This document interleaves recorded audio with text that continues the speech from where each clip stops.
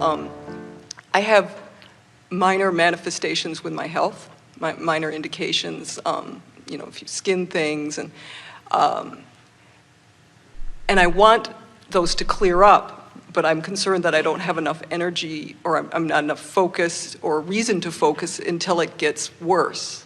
And so I'm wondering how to clear things up before they need to get... You make a really good point, because we've noticed that most people don't focus until they have a strong reason to do so. Mm-hmm. And you all have trained yourself. Our friend was talking about it earlier, about being sort of trained to look at all sides of things, and you put up with a lot more discordant vibration than is good for you, or than we would. We put up with none of it. In other words, we never step outside the vortex. And so when you come to a place of posing a question like this, it's a good indicator, because what you're saying is, I'm at the point where I am now willing to be pickier about the way I feel, and I'm going to catch these vibrational indicators of vibrational discord at earlier, more subtle stages. Because you've heard us say, we say it often, that if life has caused you to become more and you're not letting yourself be it, so there's vibrational discord, and you don't recognize it by the emotion and then deliberately choose thoughts that cause the discord to dissipate, don't worry, the discord will get bigger, because law of attraction is responding to this aspect of you, and law of attraction is responding to this aspect of you. So the tug of war is going to get stronger and stronger. The resistance is going to become more and more evident. So at first, the resistance shows up in minor, you used the word minor manifestation, but it shows up in minor emotion.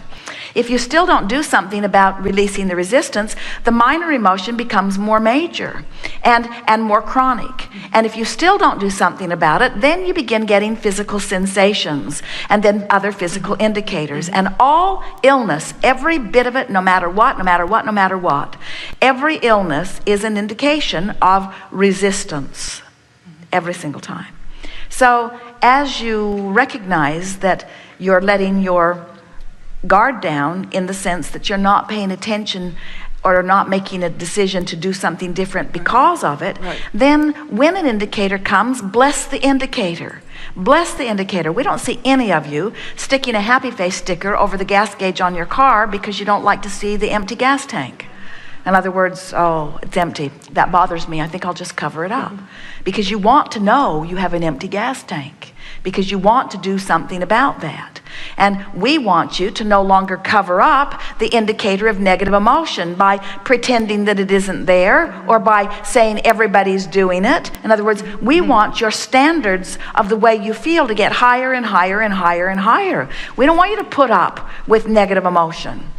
And in the moment that you decide that you're not going to put up with negative emotion, which doesn't mean that you're going to hide from the world, which may be the seeming reason that you've got negative emotion, it means you're going to change the thought to something that doesn't feel negative. In other words, you're not going to try to control the uncontrollable. You're going to control what you can control, which is the direction of your thought, which is the television programs you watch, and the music you listen to, and the people that you call and talk to, and the blogs that you read. In other words, there's all kinds of things that you can do that make you feel negative emotion, or that make you feel positive emotion. And when your dominant intent is to feel positive emotion, you will have no more indicators that manifest in other ways. In other words, the indication doesn't have to get bigger unless you ignore the indication.